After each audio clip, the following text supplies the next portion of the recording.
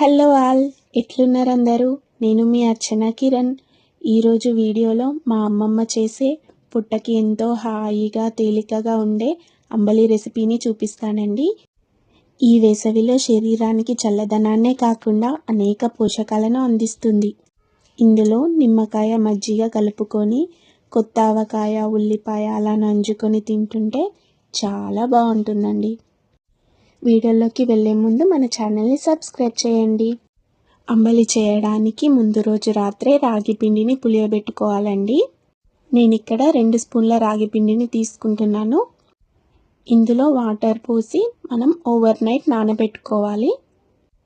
పిండి 8 to 10 hours పులిస్తేనే మంచి taste వస్తుందండి అంబలికి. ఇలా నీళ్లు పోసిన తర్వాత ఉండలు లేకుండా కలిపి పెట్టుకోవాలి. ఈ రాగి పిండి మనకు బయట స్టోర్స్లో దొరుకుతుంది. అలా కాకుండా రాగులను కూడా తీసుకొని అవి ఎండలో ఎండబెట్టి మనం పిండి పట్టించుకోవచ్చు. ఇలా నానబెట్టిన పిండిని మూత పెట్టేసి ఓవర్ నైట్ పులియబెట్టాలి. మనకు మార్నింగ్ అయ్యేసరికి ఇలా పిండి వాటర్ సపరేట్ అయ్యి పిండి మంచిగా పులిసిపోయిందండి. ఈ పైకి తేలిన వాటర్ని మనం వేస్ట్ చేయకుండా ఇంకొక బౌల్లోకి తీసుకోవాలండి. మనం మళ్ళీ ఇదే వాటర్లో నెక్స్ట్ డే అంబలి కోసం పిండిని పులియబెట్టుకోవాలి. మనం పెరుగును ఏ విధంగా అయితే తోడేస్తామో అదే విధంగా సేమ్ ప్రాసెస్లో డైలీ ఇలా వాటర్ని యూజ్ చేసుకోవాలి. మనం మీకు చూపించడానికి ఈ వాటర్లోనే పిండిని కలుపుతున్నాను. ఈ పులిసిన నీళ్ళల్లో మనకు ప్రోబయోటిక్స్ ఎక్కువగా ఉంటాయండి. ఇవి మన జీర్ణశక్తికి సహాయపడతాయి. అందుకే ఈ వాటర్ని నెక్స్ట్ డే అంబలి ప్రిపరేషన్లో వాడాలి.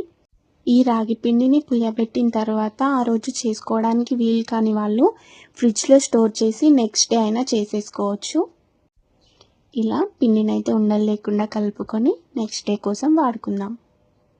ఇప్పుడు అంబలి చేయడానికి నేనైతే 3 గ్లాసుల వాటర్ తీసుకుంటున్నాను. 2 స్పూన్ల రాగి పిండికి 3 గ్లాసుల వాటర్ సరిపోతుంది. ఒక నలుగురు ఈజీగా తాగడానికి సరిపడా అంబలి రెడీ అవుతుంది మనకి. ఈ వాటర్ని మనం మంచిగా వేడి చేసుకోవాలి.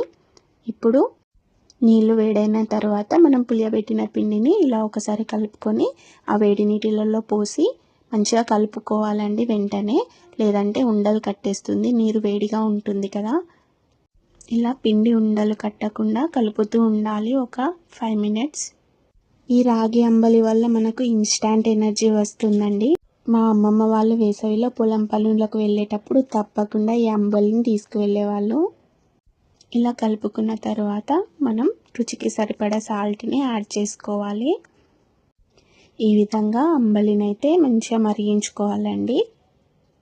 5 minutes తర్వాత రాగి పిండి మంచిగా ఉడికిపోయి ఈ కన్సిస్టెన్సీలో వస్తుంది. ఇదే టైంలో మనం 1 స్పూన్ ఉప్మా రవ్వనైతే యాడ్ చేస్తున్నాను.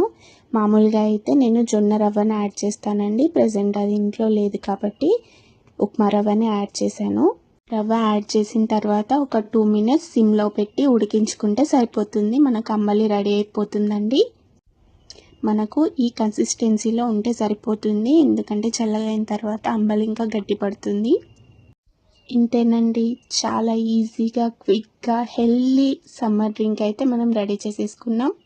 ఈ అంబలిలో అధికంగా ఫైబర్, కాల్షియం, ఐరన్ ఉండడం వల్ల షుగర్ ఉన్న వాళ్ళు అండ్ బరువు తగ్గాలనుకునే వాళ్ళు వాళ్ళ డైట్లో తప్పకుండా ఈ అంబలిని యాడ్ చేసుకోండి. మంచి రిజల్ట్ వస్తుంది.